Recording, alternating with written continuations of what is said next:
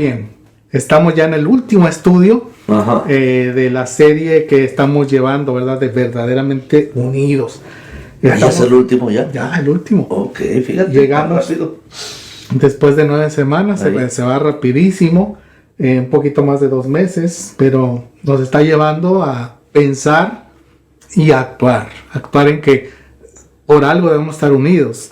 Dios nos ha puesto en un mismo barco, en una misma iglesia, nos ha dado su espíritu, tenemos un mismo bautismo bíblico, tenemos la paz de Dios, podemos vivir una relación de paz, tenemos la misma fe en Cristo Jesús como nuestro Dios y Salvador, etcétera, ¿verdad? Y hoy nos vamos a ver que nos une la misma enseñanza, la misma doctrina, la Biblia, ¿verdad? Y todo lo que hagamos debe ser conforme a las Escrituras. ¿Y cómo tenemos nosotros que enfatizar precisamente que sean las Escrituras las que hablen y no nuestras propias ideas? ¿Verdad? Exacto, porque muchas veces escuchamos, es que yo pienso, exactamente. Yo me imagino, yo creo, bueno, tú crees. Puedes hacerlo.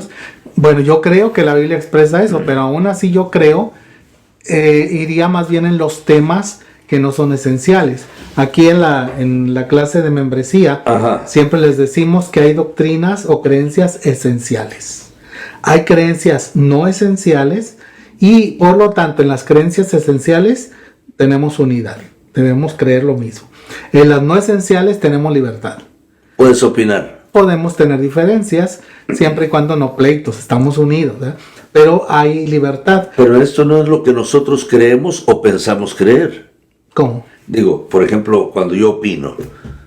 ¿Tu opinión es...? Podemos opinar de asuntos no esenciales. Exactamente, hablo de los no esenciales. Sí, que la Biblia no es tan clara en definir algunas cosas. Porque una opinión no estamos sugiriendo que así es. Ajá, porque no es tan clara en las Escrituras quizá. Pero entonces, en las doctrinas esenciales tenemos unidad. Tenemos que basarnos en las no esenciales tenemos libertad. Pero en todas nuestras creencias mostramos caridad. Esenciales es doctrina, no te salgas. Las esenciales son doctrina, pero también las no esenciales son doctrina. Pero las no esenciales entra tu opinión, las no esenciales. Sí, porque doctrina es enseñanza. Porque estás opinando sobre... Entonces, en las enseñanzas esenciales sobre Dios, la Biblia, Cristo, la Trinidad, el Espíritu Santo, la salvación, no se puede perder la salvación, todo esto son esenciales. Sí, tenemos que creer, exactamente, la Biblia es clara y tenemos que creer en ello. ¿Y las no esenciales son cuestionadas? Sí, por ejemplo, dentro de los bautistas hay quienes creen que el hombre tiene 3 elementos, espíritu, alma y cuerpo. Exactamente. Pero otros no creemos eso, decimos no, espíritu y alma es lo mismo, nomás con diferentes palabras. El hombre tiene cuerpo y espíritu. En las no esenciales entra donde tenemos que... podemos tener libertad de creer diferente sin pelearnos. Sin pelear, claro. ¿Verdad? Porque en todas nuestras doctrinas mostramos ¿a cuánto necesitamos madurez, verdad? Exacto, pero debemos saber que en muchas doctrinas la Biblia es clara. Amén. Tenemos que tener unidad. De hecho, 1 Corintios 15, del 1 al 4, el apóstol Pablo en la Biblia al día dice: permítanme recordarles, hermanos, lo que en realidad es el Evangelio. Por cierto, no ha cambiado. Es el mismo Evangelio que les prediqué antes. Exacto. Ustedes lo aceptaron entonces y perseveran en él, porque cimentaron su fe en ese glorioso mensaje. Es por medio de este mensaje que ustedes alcanzan la salvación. Es decir, si todavía lo creen firmemente y si la fe que mostraron al principio es sincera. Lo primero que hice fue transmitirles lo que me enseñaron: que Cristo murió por nuestros pecados, tal como las Escrituras lo habían predicho, y fue sepultado, y que al 3er día se levantó de la tumba, como estaba profetizado. Así como las Escrituras lo habían predicho, o lo dicen las Escrituras. Por lo tanto, debe ser conforme a las Escrituras, que no han cambiado. Porque dice, por lo que en realidad es el Evangelio, ¿verdad? Enfatizando acerca de las Escrituras. Esto es. Sí, porque lo demás puede ser palabrería, opiniones y todo, ¿verdad? Porque toda la Escritura es inspirada por Dios. Amén, exactamente. Así que debemos estar firmes. Eso creemos, definitivamente. Debemos estar firmes en lo que enseña la Biblia. Y por 3 cosas que mencionó Pablo en 1 Corintios 15. La primera cosa que menciona es él, porque las enseñanzas de Dios no cambian. ¿Qué dice el versículo 1? Permítanme recordarles, hermanos, lo que en realidad es el Evangelio. Por cierto, no ha cambiado. Es el mismo Evangelio que les prediqué antes. ¿Qué estaba sugiriendo Pablo aquí? No, estaba diciéndoles firmemente, la Biblia no cambia. Si les prediqué antes, sigue siendo lo mismo. Sí. Dios no cambia, su palabra no cambia. Así que lo que les predicamos sigue siendo el mismo mensaje. Mucha gente cambia. Ahora, en creencias no esenciales quizá podamos cambiar, ¿verdad? Que a lo mejor nos convencen pasajes más fuertes que otros. Por ejemplo, estaba escuchando de Sugel Michelén, que algunos escuchan, ¿verdad? De República Dominicana. Sí. Él antes creía en el rapto y que Cristo viene y todo eso, y ahora dice, no, ya no creo eso. Cambié mi forma de pensar. Yo creo que Cristo viene y nos levanta, ¿verdad? Vamos a ir con Él y termina las cosas. Los no esenciales. No es esencial porque es cómo viene Cristo. Lo esencial es que Cristo viene. Entonces, todos creemos que Cristo viene. ¿Cómo viene? Hay diferencias Samuel, de pensar. entonces, porque sabemos que un principio no cambia. La doctrina básica, lo esencial no cambia. Amén. Okay. Entonces eso tenemos que estar firmes. En todos los conceptos, las opiniones, lo que hemos obtenido, pues, y que hemos creído, pues, ¿cómo ha cambiado? No es esencial eso. Algunas cosas, ¿no? Por ejemplo, en algunas iglesias decían hace muchos años, no debes tocar con guitarra. Ok, sí. No es esencial. Hoy en día vemos, la Biblia no dice eso. Por lo tanto, alguien cambia de opinión y dice, no, yo creo que sí podemos usar guitarra y batería. Nomás la forma de hacerlo decentemente y con orden. Así etcétera. es, exactamente. Pero no es esencial. Y ahí podemos cambiar de opinión. Porque la Biblia no es clara en decir, no use, al contrario, el Salmo 150 dice que todo lo que respira y que lo alabemos con flautas y címbalos y batería y todo esto. Incluso algunas enseñanzas de algunas iglesias, podemos nosotros ver que algunas otras denominaciones o religiones, ¿verdad?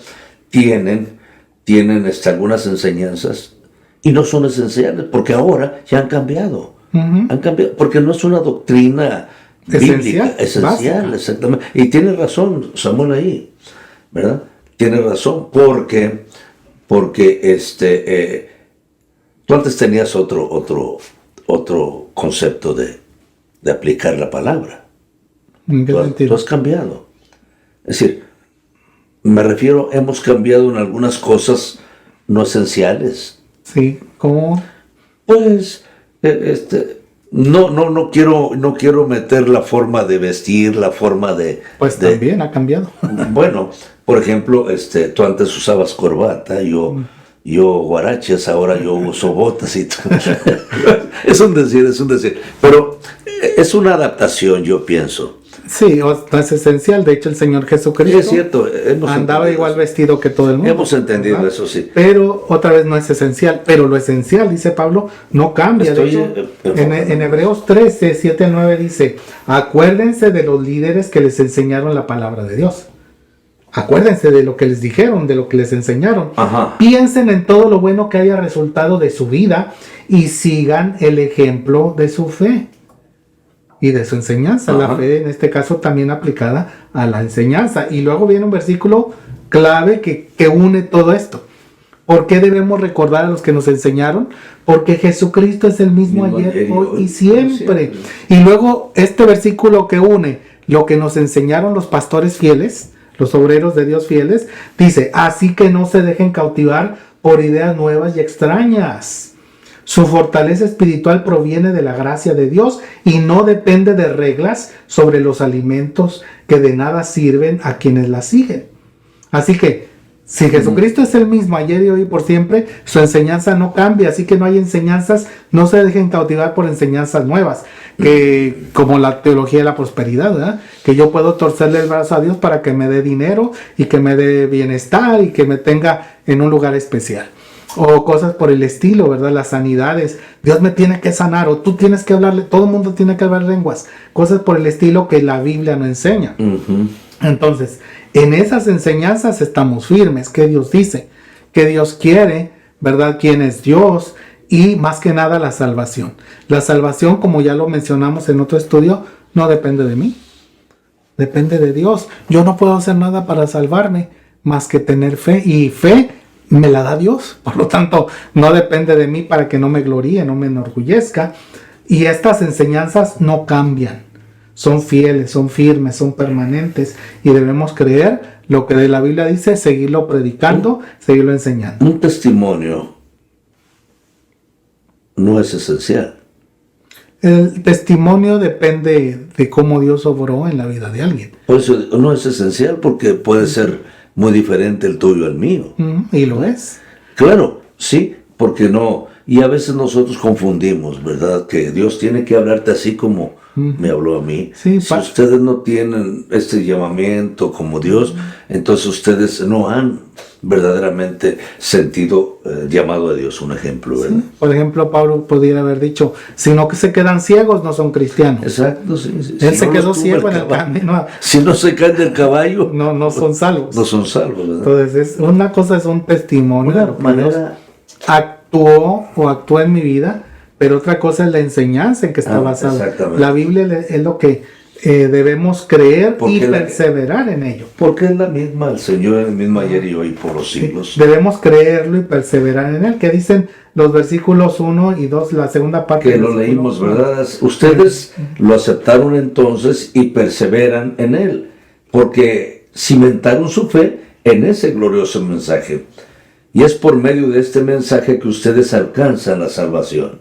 Es decir, si todavía lo creen firmemente y si la fe que mostraron al principio era sincera.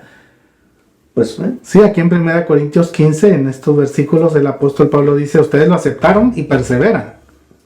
Y perseveran porque fueron sinceros. Si son sinceros se va a ver, pero si fue de los dientes para afuera, se va a ver también que la gente se va. Pero no persevera en él. Por eso dice, si todavía lo creen firmemente y si la fe que mostraron al principio era verdadera, era sincera.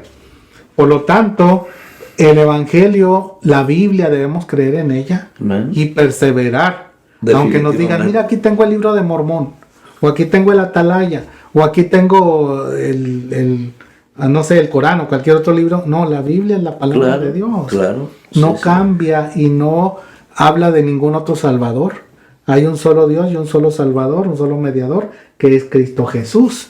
Así que es importante. Por eso Pablo a Timoteo en 2 Timoteo 2:14 y luego del 16 al 18 dice, recuérdales estas cosas a todos y ordénales en presencia de Dios que dejen de pelearse por palabras.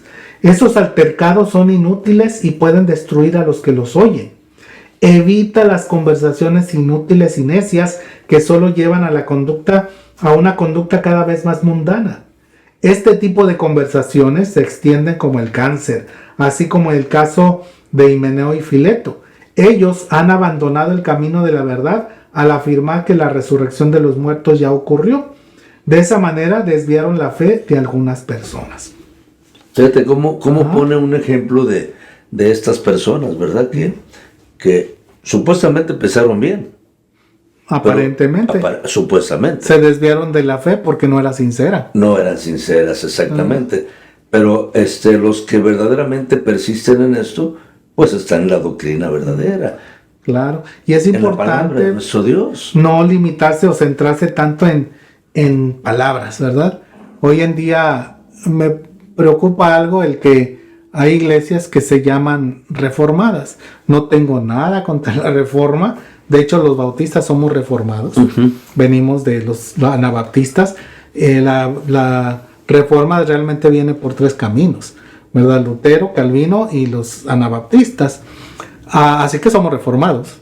Pero muchos han realzado la idea de reformado para decir, es que nosotros sí sabemos, sí somos. Y usan las palabras, como dice aquí, que ya no se peleen por palabras, las usan las palabras en el sentido de yo soy superior a ti. O hablar de el aspecto de predestinación, ¿verdad? Dios nos salva y Dios sabe a quién salva y Él escoge, pero a veces lo llevan a un extremo, lo que Spurgeon decía, los ultracalvinistas, ¿verdad? Que lo llevan a un extremo para llegar a decir, inclusive llega al fatalismo, ¿verdad? O al determinismo, decir, bueno, es que Dios lo quería, así sucedió. Y eso nos lleva a lo que podemos ver ahí en el libro de Samuel, primer libro de Samuel, cuando Dios le dijo a Samuel, dile a Elí que voy a acabar con sus hijos porque él sabe y no ha estorbado. O sea, él debió haber actuado y no lo hizo. Y entonces, ¿qué dice Elí? Bueno, pues es Dios que haga lo que bien le parezca. Pero se olvida que dice, tú debiste haber actuado y no lo diste. Entonces, que tiene autoridad. Aunque la Biblia habla de la soberanía de Dios y la creemos, también habla del libre albedrío humano y lo creemos. Que no podamos entrar, no nos puede entrar aquí, como alguien le dijo a un predicador, creo que el mismo Spurgeon, ¿y cómo compaginas eso? Él dice, yo no he sido llamado a compaginar, yo he sido llamado a predicar la verdad, así que no me peleo en palabras. La Biblia dice que el hombre es libre y es responsable. O sea, son las expresiones solamente. Porque llevan más colita, más cosas. Pero ¿cómo confinas esto? Sí, ¿cómo lo combinas o lo compaginas? Ajá, sí. Es que yo no soy llamado a compaginar nada. Yo predico la verdad y si la verdad es que el hombre es libre, por lo tanto responsable y va a dar cuentas, lo es. Y también dice que Dios es soberano y hace lo que quiere con lo que es de Él. Aunque yo no lo entienda, Él hace lo que quiere conmigo, sin embargo, soy libre. Y no lo voy a poder explicar con palabras terrenales, por eso dice que dejen de pelearse por palabras. ¿Verdad? Y esto lo podemos tomar como esenciales. Esas doctrinas algunas son esenciales, claro que sí. Pero cuando las ponemos en pelea en contra, entonces hay dificultades, ¿verdad? Entonces tenemos que, como dice 1 Timoteo 1, 19-20, ¿qué dice? Aférrate a tu fe en Cristo y mantén limpia tu conciencia, pues algunas personas desobedecieron a propósito lo que les dictaba su conciencia, fíjate, y como resultado, su fe naufragó. Himeneo y Alejandro son dos ejemplos. Yo los expulsé y se los entregué a Satanás para que aprendieran a no blasfemar contra Dios. Fíjate qué fuerte, ¿verdad? Aquí. Así que cuando alguien se deja llevar por palabras y oye, ¿verdad? Ay, mira aquel predicador, qué bonito, ¿verdad? Y empieza a alejarse de la verdad, no solamente se daña a sí mismo, daña a los que lo oyen. Por eso dice Pablo que evitemos esas conversaciones porque vamos a arrastrar a otros. Y dice Pablo, yo tuve que expulsarlos.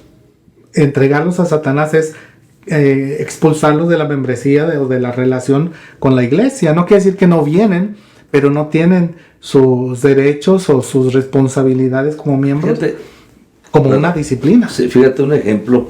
Llegué yo a una iglesia y hola mi hermano, ¿cómo está? Dios le bendiga. ¿Y qué pasa? No lo veo activo. Me dijo, no hermano, es que estoy disciplinado. No le dije por qué nada, estoy disciplinado. Y hermano dice, no, yo acepto la disciplina porque es bíblica. ¿Y quién lo disciplinó? La palabra de Dios. ¿Y quién lo ejecutó? La iglesia del Señor. Iba en un orden, iba bueno. No había problemas, pero se me hizo raro no verlo activo. Entonces dice, pues es que me disciplinaron. Ahora, correcto o no correcto, él lo aceptó. Es bueno. Es bueno. Es bueno, porque otra vez, como dice la Biblia, si dos de ustedes como iglesia se ponen de acuerdo y disciplinan, lo que está atado en la tierra está atado en el cielo. ¿Y qué pasa, Samuel? Bueno, para que entendamos que cuando la iglesia disciplina a alguien, es parte de la iglesia todavía y hay que atenderlos. Es como un hijo, que si es hijo, si es parte de la iglesia, se va a quedar y va a aceptar la disciplina. No, hablo de los que aceptan la disciplina. Porque ¿cuántos se van? ¿Verdad? No vuelven como, yo no quiero, yo no soy de aquí, me voy, me alejo. Pues lo que muestran es no solamente rebeldía, pero están mostrando que no son de Dios. Sí. Salvo que Dios los traiga de las orejas como el hijo pródigo, pero si no, como dijo Juan, se fueron de nosotros porque no eran de nosotros. Y es cierto, porque a veces nosotros no ejecutamos bien la palabra de nuestro Dios. y hablamos como siervos del Señor, a veces como los hijos de Elí. Los dejamos que hagan lo que quieran y, ¿me entiendes? Como tú dijiste ahorita, pues el Señor le habló a Elí por medio de Samuel, le dijo, mira, dile lo que les va a acontecer, lo que les va a pasar. Claro. Pero nosotros a veces los dejamos, Samuel. Quizás en la equivocación está en nosotros, como pastores tenemos errores, pero no sé qué es lo que pasa aquí. Si dejamos nosotros de funcionar como en ese aspecto, como Dios manda, Dios va a actuar de alguna forma, de alguna manera. Por eso debemos ser firmes en lo que creemos, en lo que la Biblia dice, conforme a las Escrituras, y conforme a las Escrituras debemos compartir ese mensaje sin hacerle cambios, ¿verdad? Dios nos ha llamado y por eso ahí, como leíamos en 1 Corintios, aquí al principio, capítulo 15, que dicen los versículos 3 y 4. Lo primero que hice fue transmitirles lo que me enseñaron, que Cristo murió por nosotros, nuestros pecados, tal como las Escrituras lo habían predicho, estaba escrito, y que fue sepultado y que al tercer día se levantó de la tumba como estaba profetizado. O sea, está hablando como estaba escrito. Como estaba escrito. ¿Qué hizo Pablo? Yo les transmití y les dije lo que yo oí, que es de las Escrituras, me cercioré que era de las Biblias y conforme estaba escrito o profetizado, así se los dije. Esas Escrituras que Pablo aprendió después de haber sido convertido, tan duro, porque él traía otra idea de Dios. Sí, realmente eran las mismas Escrituras que sabía antes, pero ahora él reconocía a quién se refería, ¿verdad? Él había hablado de que las Escrituras, el Antiguo Testamento, hablaba de Cristo. Conocía la profecía de Daniel, conocía el Antiguo Testamento. El Antiguo Testamento. Y sabía que la Biblia hablaba de ese Mesías que iba a morir, pero iba a ser levantado de entre los muertos. Y Dios se lo confirmó en el camino a Damasco. Qué bueno. Y él lo que hace es compartir ese mensaje sin cambiarlo. ¿Qué debemos hacer? Si realmente aceptamos el mensaje de la Biblia, tenemos que compartirlo como está ahí. No le haga cambios, ¿verdad? Déjelo que actúe. Dios va a usar su palabra. Si la hablamos y la decimos, claro, en forma sabia, como dice la Biblia, que tenemos que ser amables y hablar la palabra conforme lo que nos rodean, pero firmes en lo que dice la Biblia. Por eso 2 Timoteo 2, 15 y 19 dice, esfuérzate para poder presentarte delante de Dios y recibir su aprobación. Sé un buen obrero, alguien que no tiene de qué avergonzarse y que explica correctamente la palabra de verdad. Pero la verdad de Dios se mantiene firme como una piedra de cimiento con la siguiente inscripción. El Señor conoce a los que son suyos y todos los que pertenecen al Señor deben apartarse de la maldad.